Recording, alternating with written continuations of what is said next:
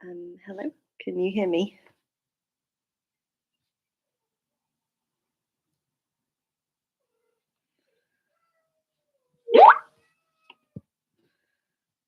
Yeah, good.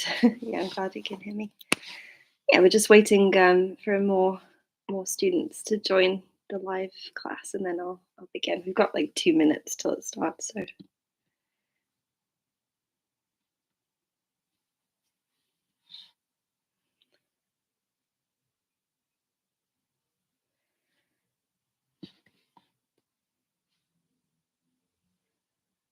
if you've joined already, maybe just put some things that you're hoping to get out of the class or something you're kind of interested in learning for the masterclass.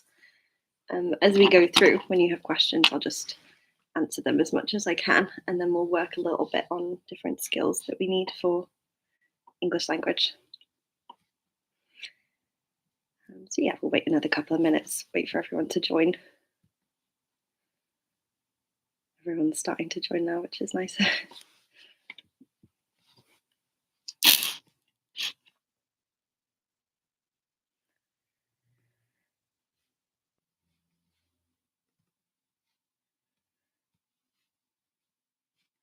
Yeah, I'll just type sort of in the chat box in case anyone joins after I've said that. So yeah.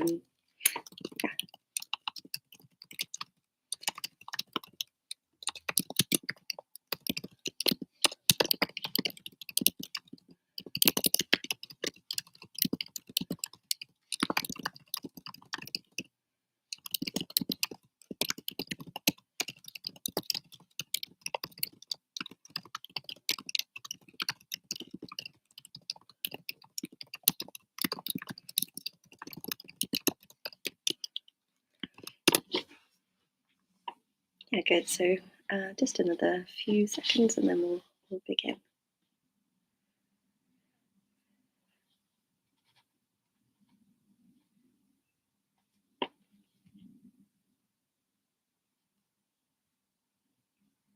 Yeah, there we go.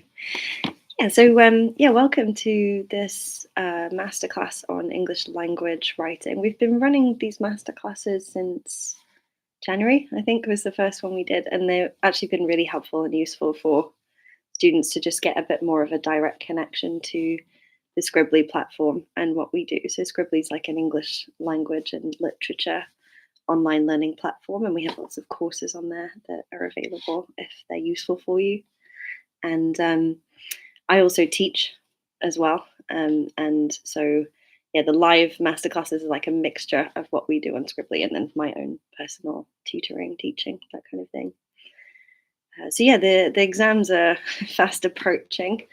If you're in year 11 and you're about to do your exams, so I thought doing an English language one would be quite useful at this time of year, just because usually my personal students, at least, they have a lot of questions and they're kind of stressed by this point. So this is meant to kind of de-stress you, demystify the exams, stop you from freaking out, make you feel a bit more confident on anything that you're not sure about or anything that you're kind of worried about. We're going to hopefully cover it in this lesson.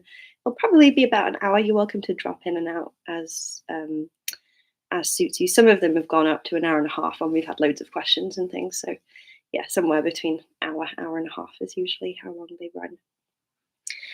So just before we start, does anyone have anything that they really want to go through or that they're really worried about with English language? If you tell me what exam boards you're on, that would be useful as well. So the one that I teach mostly is AQA, but also EdXL, WJC, OCR, sometimes other ones as well. So yeah, feel free to pop your exam board in if you want me to give you some specific advice for your exam. And also just kind of let me know what you're looking for in terms of what you want me to help with today. And then I'll begin the class. Also, nice to meet you if I've never seen you before, and nice to see you again if anyone's joining that's joined a different live class in the last few months.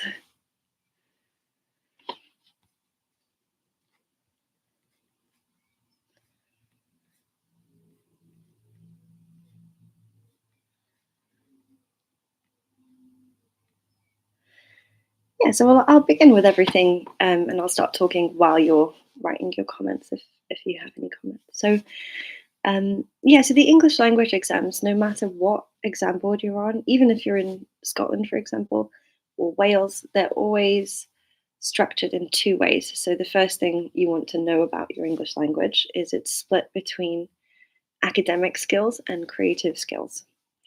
So the academic side is essay writing, and the creative side is you produce your own text. That doesn't just mean story writing, it actually means something called transactional writing as well. So story writing is part of the creative. The other part of the creative is practical or transactional writing. So that means you've got to write a speech, letter, article, blog post, diary entry, that type of thing. So we're going to cover a few of these in the class today. We're going to start with academic writing, and yeah, I'll just take you through a load of academic skills. So basically, what you need to do in your exam to achieve the kind of high grades with academic writing. So one principle of academic writing that's really fundamental is PEE paragraphs. Has anyone heard of those before? Or do you know how to do a PEE paragraph?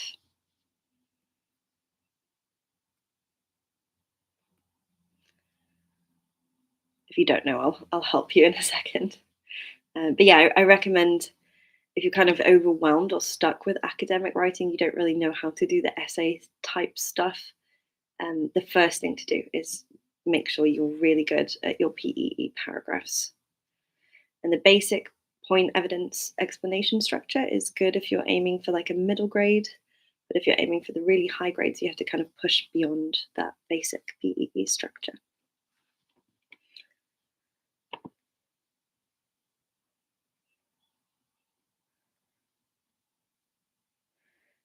So yeah, has anyone done PEEs before, or do you know what they are? Have you heard of them? Hopefully you've kind of roughly heard of PEEs before.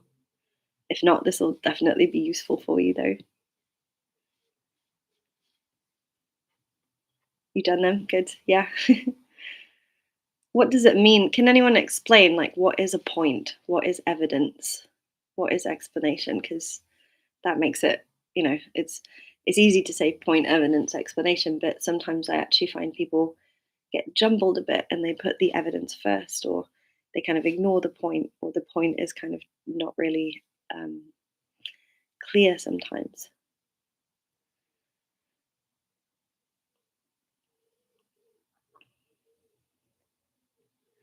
So yeah, I'm going to actually just explain that in the chat box because I think that's a really useful place to start with academic writing. So the point is your own idea that answers the question. It has to be your opinion or perspective on the question. Yeah, what you're trying to get across. That's a really good way of explaining it. Yeah, good. Thank you, Abby. You're helpful. Yeah, so your opinion, your perspective on the question, what you're trying to do, what the point is. Obviously, what the point is. It's also called a topic sentence. So if you're not sure kind of how do I write a point or what is a point, you might also look at how do I write a topic sentence or what is a topic sentence. So when you're writing essays, or even if you have those smaller questions where you just have to write a couple of paragraphs, forming a topic sentence is one of the fundamentals of academic writing. You actually use it in a lot of subjects as well, so it's not just for English. If you take things like history, geography, philosophy, psychology, even sociology, there's millions of different subjects that require you to form essay writing as part of the exam, and all of those require the same PEE structures.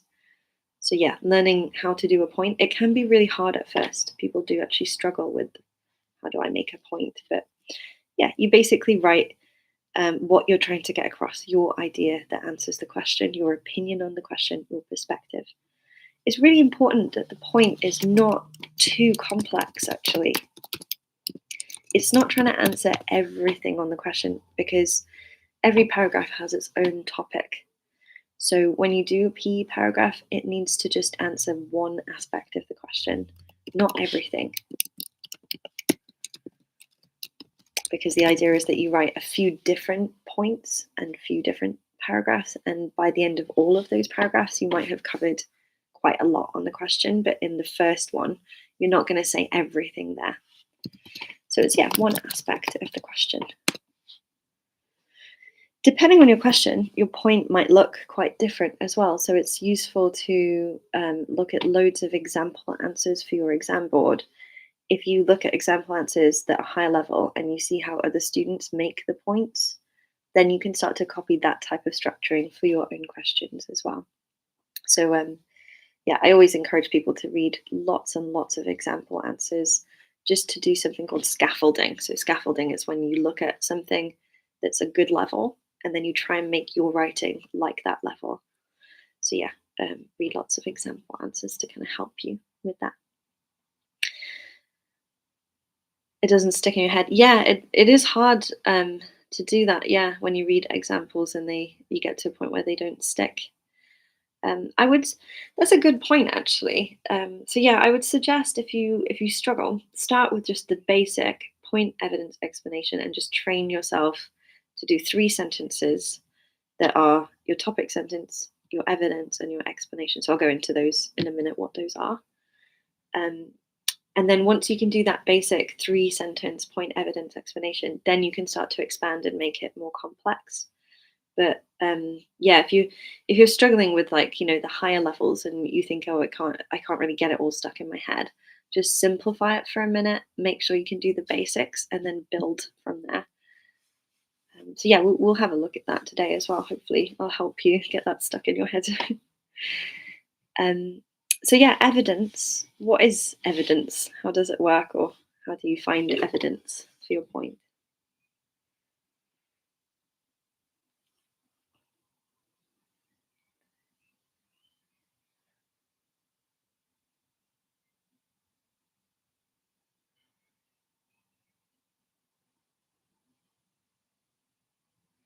I'll let you think about it, but I'll kind of type my explanation of it at the same time.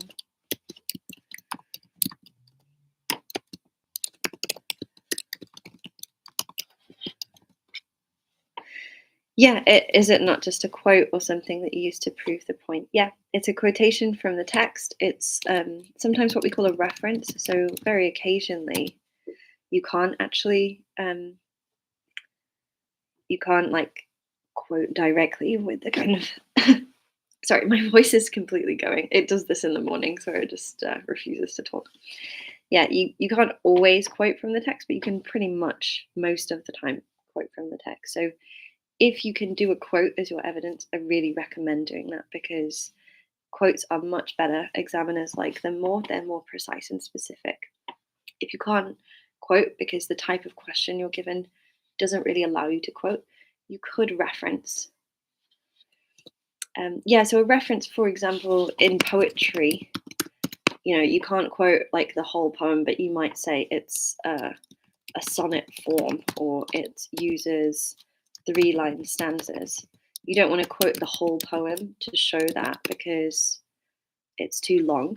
Like the quote that you would do would be the whole poem for that. So in that case, you just reference.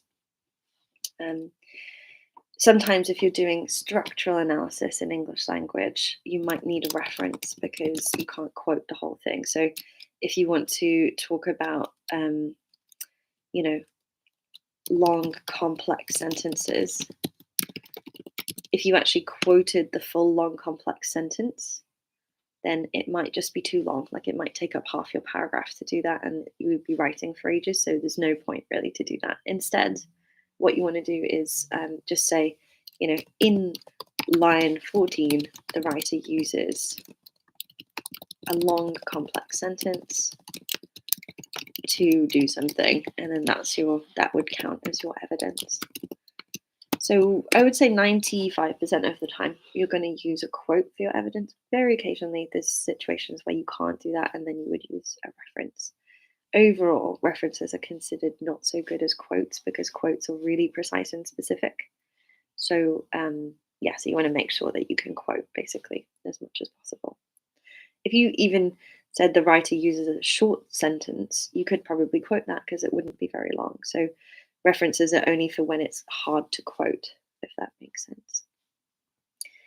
So we've got our topic sentence, our point, which is our idea. It's important at this point, actually, a couple of fundamental ideas to get drummed in your head. So the first one, the point uses no evidence or references. So do not quote in the first sentence of your PE paragraph. It will just throw your whole structure off. It needs to be one sentence that is your opinion that answers the question. So yeah, do not give evidence in the first sentence because that completely throws off your PE structure. It makes analysis really hard at that point. The evidence is really important that you've selected that correctly. So you use an academic skill called information selection. So information selection skills are, have you chosen the right quote that actually suits your point? So with the evidence, it needs to be precise and specific. You don't want to use like whole sentences for your evidence all of the time. If you can quote very short, precise words, that is much better. So the evidence has to be precise and specific and perfectly matched to your point. So it really has to connect to the point. If the evidence is random, like you panicked and you just chose a random quote, then that makes the explanation hard. So this PEE structure, even though it's three separate things, it's point, evidence, explanation, they actually have to flow from each other. They have to connect to each other. I'm just going to drink a tiny bit of coffee. So the evidence backs up your point. The explanation is the most important part of your PEE paragraph, but if you don't have the point and evidence clear, the explanation also will not be clear. So that you have to get them to follow on from each other. So the explanation analyzes. Yeah, you don't know how to explain it. Yeah. So the way I would explain it is it analyzes how and why the evidence proves your point. So it basically, if you think of it like how in maths, sometimes you get those questions which tell you have to show you're working out. The evidence is a bit like that, like it's like you show you're working out. So you show your thoughts and your opinions about why the quote you chose proves the point you made. So the evidence and the point by themselves don't analyze, they just present.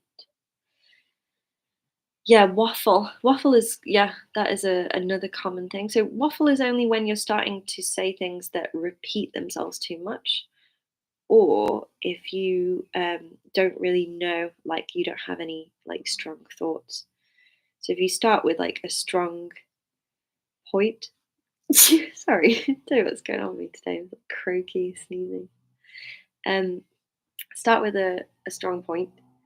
Start with a good piece of evidence that proves your point, and then the explanation should be easier to do. So we're going to practice this now anyway. So if you're struggling with this, that's perfect because you're in the right class in the right place. So if you're not confident, you might do that. You might just start to repeat your point. What the explanation should do is, instead of just repeating the point, is it goes deeper into that point. So it sheds more light on the point through analyzing the evidence. So you're tying the evidence back to the point. You're explaining why the evidence relates to the point instead of just repeating the point again at the end. It's good. Thank you so much for all your help, Abby, as well, because I'm sure a lot of other people in the class have similar problems to you. So it's nice that you're just like, I have this problem. How do I do this? I found that really useful for teaching as well, because it gives me a bit of like guidance of what to say. So we'll have a look at this in a second. I'm going to just try and screen share now, actually, and we'll have a look at an extract. Where has it gone? So this is a random extract. It's of the sort of level that you would be doing at GCSE or equivalent. And the point of this extract is just that it's a starting point for us to practice this academic writing. There are other academic skills that I probably don't have time to go in today. So once you've got this PEE sorted, you need to be able to do things like comparative writing, which is similar to PEE, but you're also comparing and contrasting, and your point is not just a basic point, but it's a comparative point. There's also argumentative writing, where your point is actually an argument. So once you've understood PEE and you can do that well, you then start to do the more advanced versions of it, like the comparative and the argumentative. We might have time for that today, we'll see. But if not, I thought I'd just mention it in case, parts of your exams will require you to do slightly different structures, so worth me mentioning. Okay, to this, because I don't think, without it going too small, I can actually post the whole thing on the share screen. Yeah, hopefully you can see this. For some reason, I don't know why, it's got a little bit of French. Like at the top, it just has French here. Here it has some like words in French. Ignore all of that. I think this might have come from a French school or something. So yeah, I don't know why it does that. Just ignore the French. Instead, what we're going to look at is the English, so the extract. So there's a book which you might have heard of called Wide Sargasso Sea, and it's actually kind of tied to another book called Jane Eyre, which is quite a common book that people actually study at GCSE and A level. So Jane Eyre is an amazing book. I really recommend reading it. Wide Sargasso Sea is a really interesting kind of inversion of Jane Eyre. So there is a woman called Antoinette Bertha Mason, and she is a small character in the original Jane Eyre. She's the first wife of the love interest, who's called Rochester. She marries Rochester when they're quite young, and she's from the Caribbean, so she's Jamaican. And he takes her from Jamaica back to a really giant house in England, and then she's supposed to be his housewife and live in this hall. But unfortunately, she's mad. She goes crazy. And so he locks her in an attic and doesn't tell anyone about her, which is very dramatic and gothic. So yeah, when you read Jane Eyre, this is a kind of evil character who's terrifying, and she's like the full villain of the piece, because she's this mad woman in the attic who's determined to cause problems for everyone, even though she's trapped up there. She escapes and she does crazy things like tries to burn the house down and stuff. So yeah, she's a mad woman in the attic, but Wide Sargasso Sea actually tries to look at it from her perspective. So Wide Sargasso Sea is a book about her and about how she's not the villain of her own story. She's the villain of someone else's story. So it's really interesting. So all we need to know for this extract is that it's got what we call a context paragraph at the top. It's so important when you get to your exam that you read this and you take time to read that context box. If you don't read that, you end up not really knowing what to analyze or what to say. A lot of people skip that and they just go to the language and the extract because that's what they analyze. But actually, you use all the ideas in this little context box at the top. Yeah, you might have questions like, is she the villain or not? That might be actually more for literature if you studied it, because in an English language exam, you only just see this extract for the first time. It's an exam that you call it's called unseen. So an unseen exam, they don't expect you to have that much knowledge. You don't need to use background or context. You just have to respond to what's in front of you. But yeah, that type of question would definitely be the type of thing you might get if you studied this in literature, which people do a lot as well. So yeah, so this context box, it tells us some little important details here. So it tells you about what is the book Wide Sargasso Sea. So this is an extract from a wider novel or story. It's a prequel to Jane Eyre. It focuses on this one character's perspective. So this one character here. It tells us about her childhood, her encounter with and marriage to Rochester, and his gradual awareness of her insanity. So it's a very, from my point of view, fascinating book.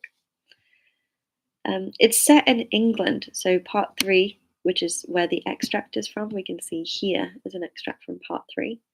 Set in England while she's kept in the attic of Thornfield Hall under the supervision of Grace Poole is just like a servant who works for this hall, but her job is to basically control this mad woman because she needs like 24-hour supervision. So this is narrated by Bertha. She's what we call the first person narrator. In Jane Eyre, she's basically voiceless. She doesn't really have words. So here it gives her words, it gives her her voice.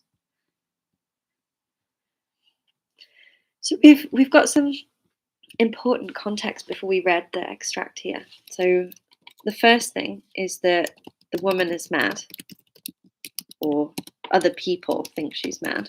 We can debate whether she is.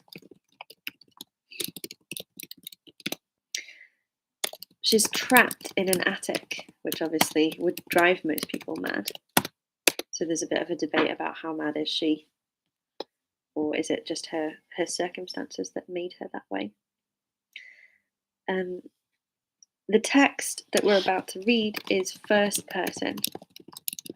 So first person means it's spoken from a character's point of view. It's quite important actually to analyze what we call the narrative voice in a story. So whatever kind of exam you're doing, I would recommend somewhere in one of your answers you analyze the narrative voice in detail. That's always a really advanced thing to do. So we're getting her point of view, her perspective. Yeah, so the question that we're going to look at is, how does the writer present the character of Antoinette in this passage? This type of question in an exam would be kind of like your bigger questions. So if you're doing AQA English GCSE, for example, it would be the type of question that you might get for question 4, although it would be phrased a bit more like an argument. So this would normally be a full essay question, but instead of that, we're going to just look at it as a PEE paragraph question.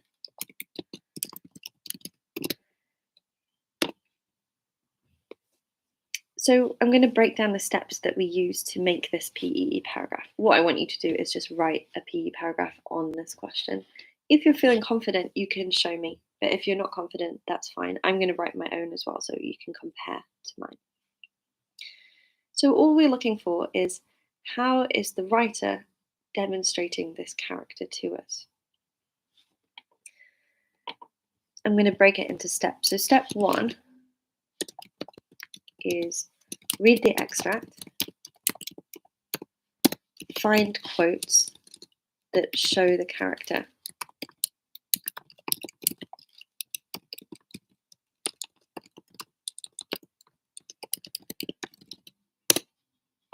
Step 2 is going to be develop your point. So that is your answer to the question in one sentence.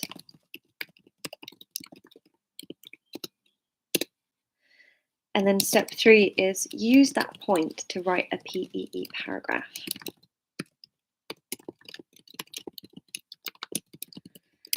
Now, if you're used to PEE paragraphs, you can do more than just the point evidence explanation. You can start to use as many techniques as possible. So this is just if you're a bit more advanced and you're trying to kind of push your level or your grade. You can start to use as many techniques as possible.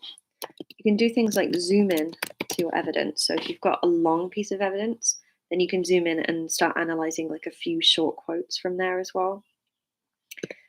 You could also add a second piece of evidence and analysis to that same point. So instead of it being PEE, it's PEEEE. So you've got like evidence analysis again. So these are ways to expand the PE structure if you feel like you're good with that basic point evidence explanation. But if you want to just practice the point evidence explanation, not try and complicate it by doing any of that other stuff, that's totally fine as well. So just work with whatever level you're at now. Good. Yeah, so I'm going to give you guys some time to read through and collect quotes. The links in the chat box just above all the random notes that I put there. So yeah, just go back to that link and have a look.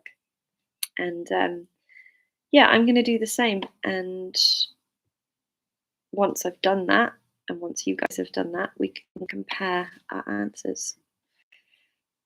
So probably I'll give you at least 10 minutes to do this.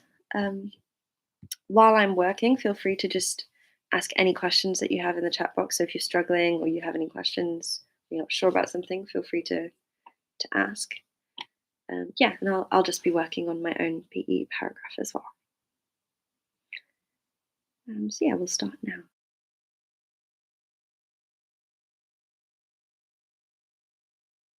Sorry, one last thing. It's completely normal if you read some of this extract and some of the words you don't know what they mean. They deliberately do that at GCSE. So they will put words in there that are hard. So you're supposed to just kind of navigate around them. Don't freak out if you find a word and you're just like, oh, I don't know what it means. It's not going to throw off your understanding of the whole thing. It will just mean that maybe don't quote from that sentence in case you get the meaning of it wrong. But as long as you understand most of the extract and what it's about, that's totally fine. So yeah, we'll start now.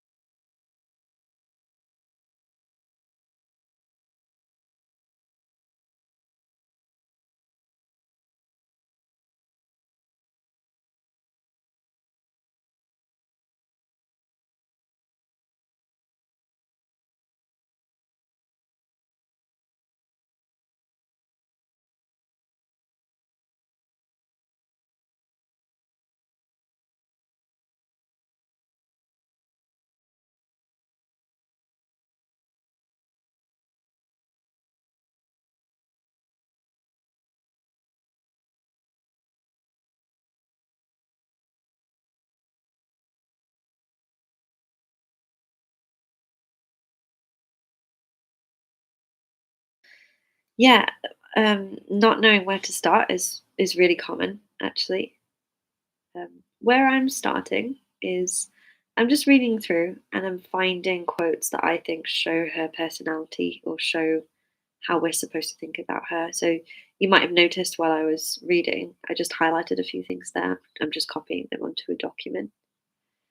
So yeah, just start by reading the first paragraph and see if you can find just one quote that shows her character or her personality.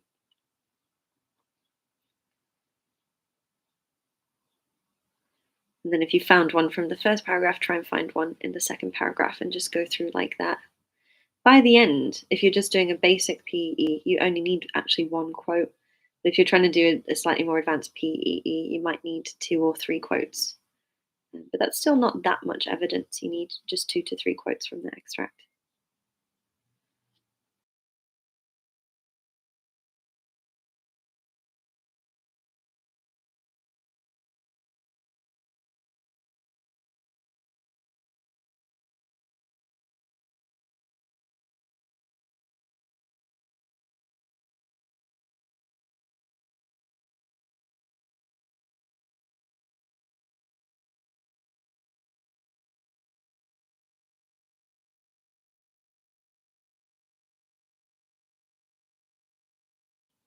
Oh, that's good. Yeah, you feel similar. Yeah, thanks so much for your advice. That's really useful. Work through it, trying out with different parts of the passage, get yourself more aware how to start a new one. Yeah, that's really good advice as well. Yeah, thanks for that. Another good thing actually is you can read it one time through and not find any quotes. Just try and understand it, and then the second time you read it through, that's when you're trying to find the quotes. If I'm doing a passage that I feel is quite difficult, I always do that. I won't make myself do anything the first time I read it, apart from just try and understand what's happening. And then the second time I'll read it, I'll find the quotes then.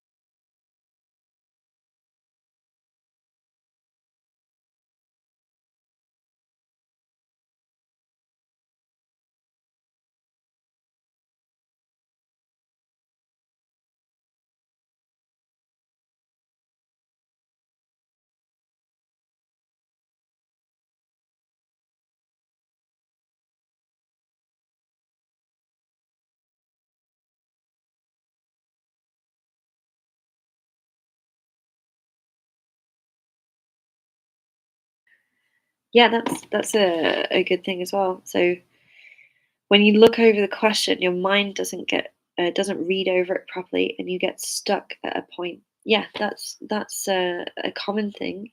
Sometimes actually that happens to people in exam situations, even if they can read it fine in other situations, because you're so stressed, your brain kind of panics, and then you can't really understand what the question is, and then you just like worried about time, so you start writing. Um, and that actually will just throw your whole answer off, and you won't stay focused on the question. So the best thing that I suggest to do, which I actually do whenever I'm doing exams, is you basically circle and underline or highlight the most important words of the question. So you do something called keywords. So you find the keywords of the question, and then you find the focus of the question. So every question has multiple keywords and it has one focus. This is the same for any exam that you do. The most important thing is that you actually circle or underline the focus of the question. So let me just find what question I wrote again. Yeah, so if we look at this question, how does the writer present the character of Antoinette in this passage? Um, does anyone know what are the keywords or the focus of this question? What's the most important words? What would you think?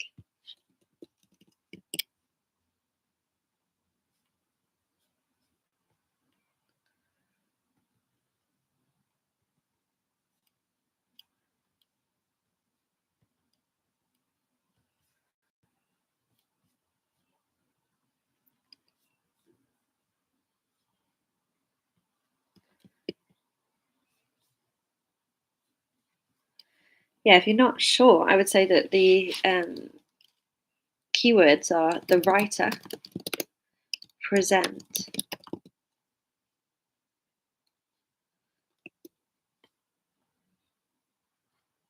and then character of Antoinette.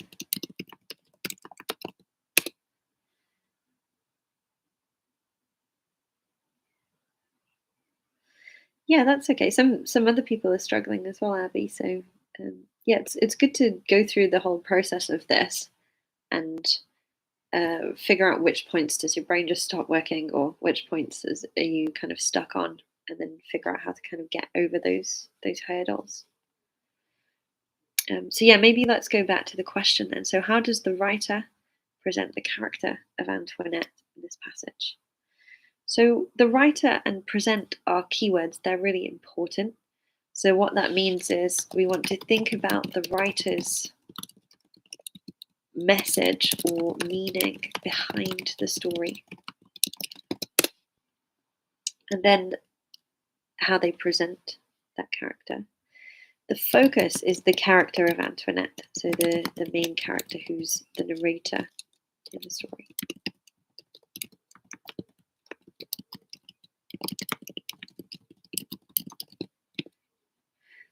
So the focus of this question, the bit where if you're reading the question over and over and you're like, oh, I don't quite understand it, I don't quite know what I'm supposed to do. The thing you're supposed to do is just look at the character of the narrator. So we want to focus on something called characterization. This might be a useful thing for you to go and revise if you don't know how to do characterization, or if you're not confident on it. The characterization is one of the tools that a writer uses to write their book, basically. So they create a character and they make us connect to that character. You can think about it in film or TV as well. If you have characters that you really like, that you're interested in, that's because they're characterized in the right way. So the writer is getting us to engage with this character of Antoinette, and we have to think about how is she presented. So um, if you guys are not sure about this, I can show you. Let me just copy. These are the quotes that I found. They have little numbers in them because of the lines, so just ignore the numbers. But oh, I don't know if they'll copy actually. I might have to copy them one by one.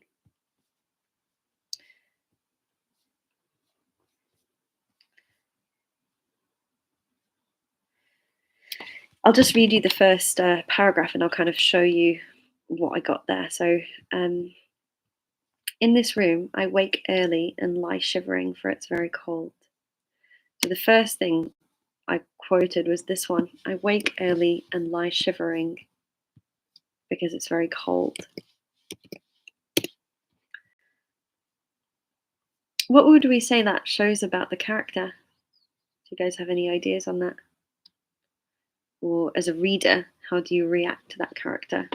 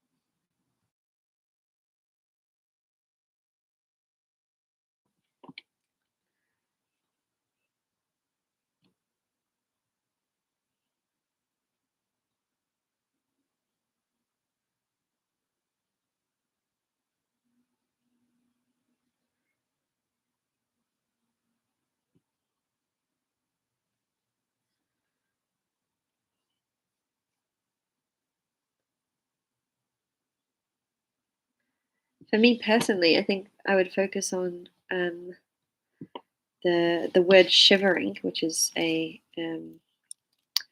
adverb in this case. I lie shivering. This word shivering suggests that she is in discomfort or difficulty. She's having a bit of trouble. She's not feeling good. I might also zoom in and focus on this word, this phrase, very cold. If it's very cold, it means that she's not well cared for, or she's not in a nice place. So if we're trying to think about how the writer is trying to communicate this character to us, the first thing that we see in the extract, at least, is that she's struggling. She's having a bad time. Does that help you guys? Does it make sense, kind of how you break that down?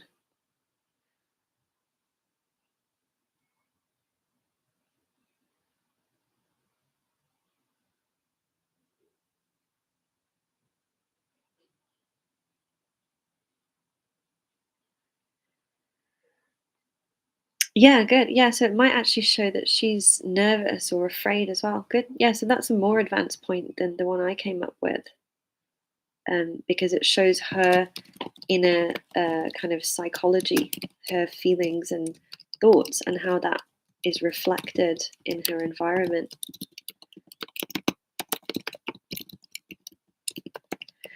We can also use that little box at the top that tells us about the story a bit more, that context box. So we know that actually she came from, oh, it doesn't say this here, but in a real exam, it probably would tell us this because we'd know a bit more about it. But she came from the Caribbean or Jamaica, like I was saying before, and now she's stuck in an attic in England. So she's going to feel cold because she's not from this. I feel cold in England, so and she's used to a very warm climate. So she's not in a place that is helpful to her, that's kind of a nice environment. Yeah, so it might show her fear or her nervousness as well. Really good. Um, yeah, so I'm just going to show you a few more quotes that I found, which you're welcome to use at this point, because I want us to try and write a PE paragraph now just before the lesson finishes.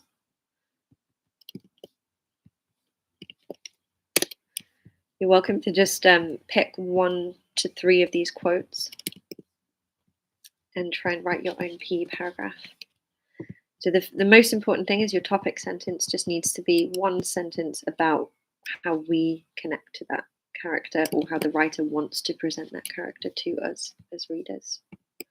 So you always think of, when you're analysing, you always think of this connection between the writer, the story, and the reader. So the writer makes the story for a reason.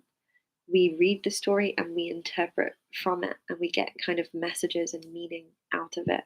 So it's not just, oh, something happened, it's entertaining. It's that she's trying to teach us a lesson or give us some kind of message. So when you're analysing, if you focus on like that deeper meaning, that message, that always gets you much better marks.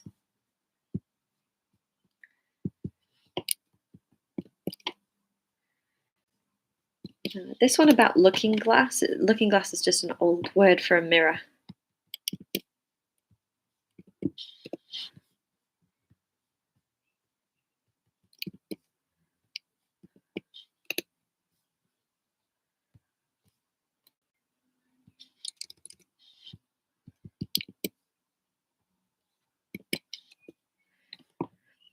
Yeah, so these are the quotes I found. I'm not going to use all of these in just one PE paragraph. Like I say, I would use a maximum of 3, I think.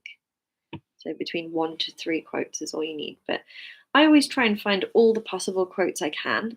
So you find lots of evidence and then narrow it down to the ones that connect nicely to your point.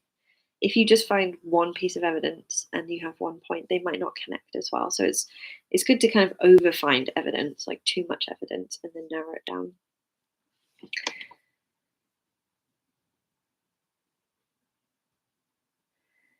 Yeah, so here's my evidence. Feel free to use that or find your own. I didn't find absolutely everything there is to say, so there's other things in there you could say as well. I want you to do step 2. So step 2 is you want to write one sentence that answers the question. The question is, how does the writer present this character to us? So the sentence has to explain or give your opinion on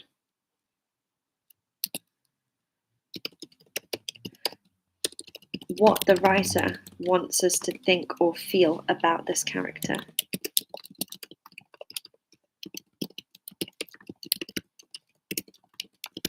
So you just need one clear sentence that presents your opinion on that. Some of you have already done a little bit of analysis, so you should find that okay to do. I'm just going to write my point now.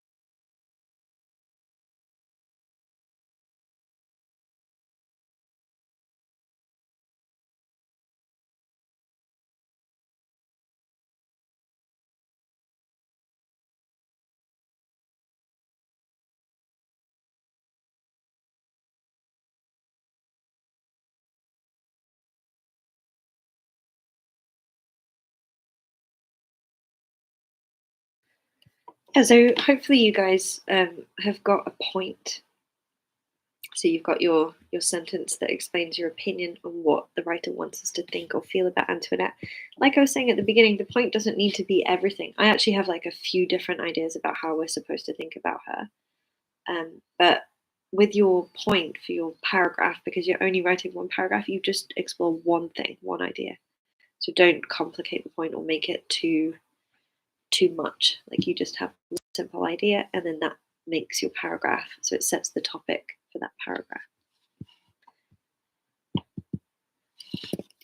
So this is my point. You can compare it against your own points. So I have: the writer creates a feeling of deep sympathy for Antoinette by making us realize she's trapped in a place that causes her suffering. So my point is just sympathy. We feel sorry for her. We feel sympathy for her. There are lots of other points that you could have made there as well. So with making PE paragraphs, there's no right and wrong answer, really. You can just have your opinion on the question. So once you've got your point, I want you to try and add some evidence and some explanation to the point.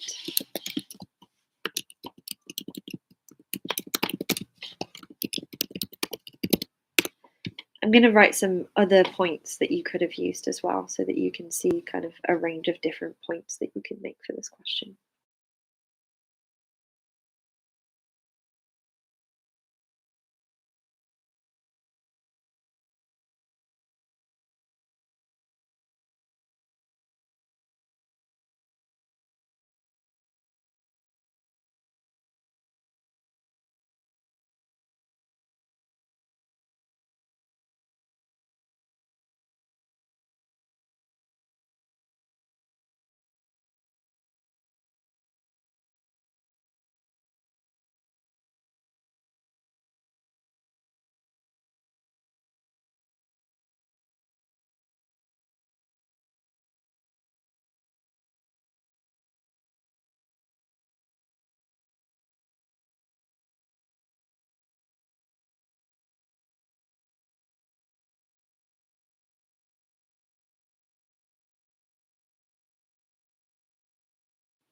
So these are two other points that you could have made. There are more even than this. Sorry, they didn't copy very well. Let me try that again. The chat box doesn't copy too well sometimes. The writer shows that Antoinette is troubled by mental illness, because there are sort of suggestions in that text that she is mentally ill. It talks about hearing voices, or how she kind of went crazy and smashed things. It does show that she actually does struggle with mental illness. There's another one that she feels lost, or she feels lonely and isolated. So these are different points that you could make. There are more as well. So hopefully that sort of shows you the way to make a point and different ways that you can build your point. So if you're struggling to make your point, I want you to just take one of the ones that I gave you as an example, and then use that at the top, add your evidence, add your explanation.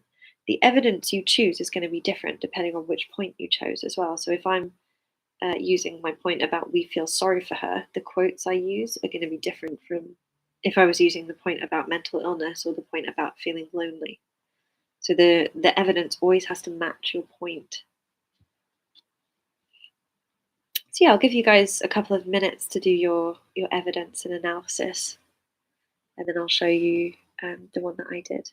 If you feel like you're okay with the point evidence analysis, again, feel free to expand, add techniques, maybe add a second quote, try and make your paragraph longer.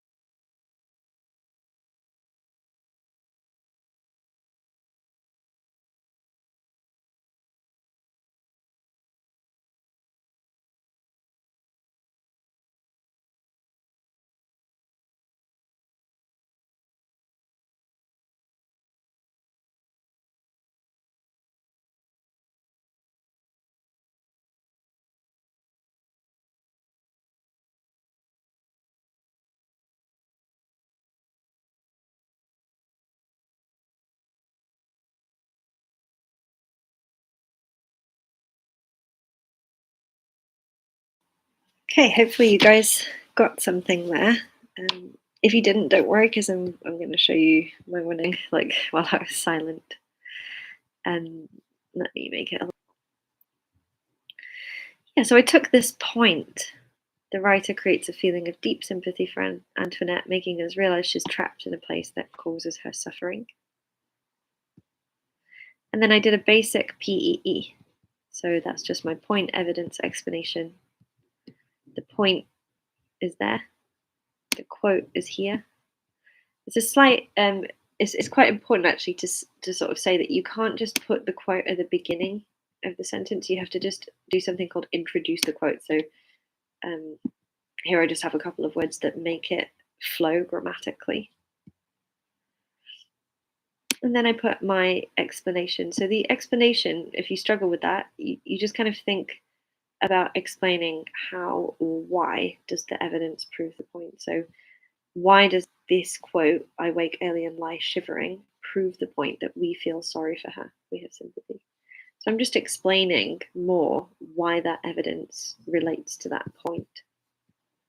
Sometimes it does take a while to sort of think about that, and you have to be like, well, how does it or why does it show exactly how that works? So that's my PEE. And that's a nicely structured, kind of clear PE. There's nothing wrong with it. It's quite basic. So if you were going to do that in a GCSE exam, it would get you around like a level 4, level 5, because it's exactly right. It's what they're looking for, but it doesn't have any development or expansion. So to get higher, you have to start expanding in different ways. I'll show you kind of how to expand now. So this one is more of a developed PEE. I took exactly the same starting point, so that you can see that this is good because I've just said exactly the same thing here. I just added like a little extra sentence on the end that developed it a bit further. What I did was I zoomed in on a technique in a quote. So the adverb shivering indicates that Antoinette is in a place of physical discomfort, perhaps encouraging readers to realize that she belongs in her native land of Jamaica instead of a cold, dark, damp attic in England. So this expansion moves that up to between a sort of level 6 and level 7 grade, depending on what the question is or what exam you were doing. So that goes from a sort of mid-level, which is already good, to a much higher level. So yeah, hopefully you can kind of see how that works. And then I expanded it further. So this is kind of like a fully expanded paragraph, as much as I could do. In a real world situation, I actually would like to use a lot more techniques in here. I would try and use at least 3 or 4 techniques in this paragraph, but today, because we're focusing on PE structuring, I didn't want to kind of complicate it by using too many techniques as well. So you see this yellow thing with the adverb. There should be like 2 or 3 more yellow things somewhere here. But yeah, all I did here was I took that expanded one, which goes down to there, and then I just added another quote furthermore, and then I added the quote, "When I was a child and very lonely," and then I just analysed that one in a similar way. But when I was analysing the second quote, I was saying something a little bit different than what I said for the first quote. So instead of just repeating my analysis, I expanded it. I made a different point that helps reinforce the original topic, the original point made here. So yeah, hopefully that all kind of seems clear to you guys. How did you find everything? Did you feel like it's useful? hopefully you learned some stuff, or you feel a bit more confident now. Feel free to take a screenshot as well of my answers if you want to sort of save those as well for examples of your writing.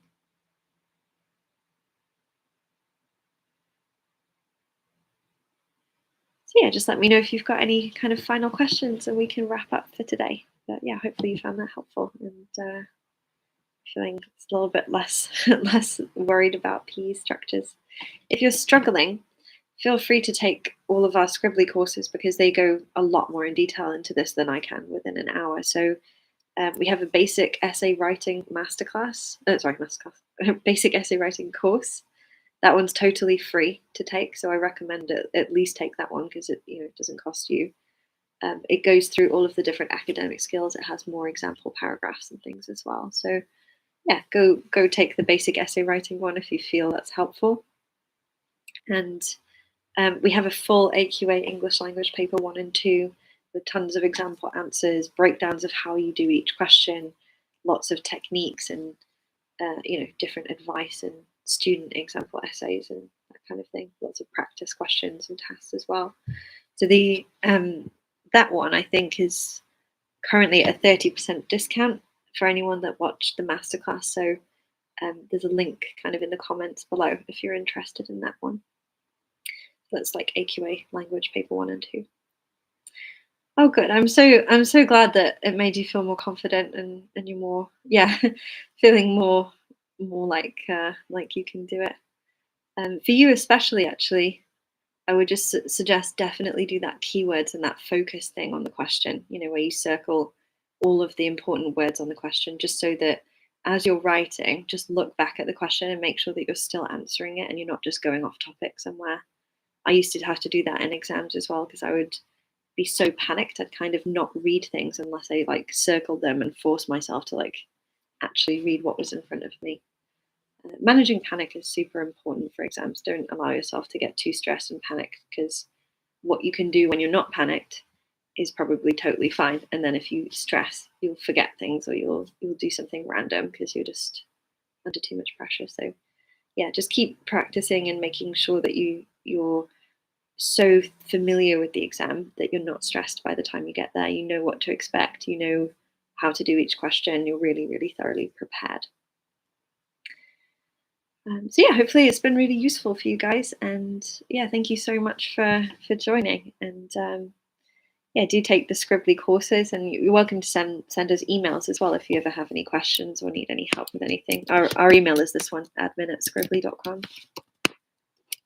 So yeah, thanks guys, and good luck in all your upcoming exams. Fingers crossed for you. And I'll speak to you soon, I hope. Bye for now. Oh, I typed that wrong. Sorry. Let me try that again. I can't type today now, apparently. There.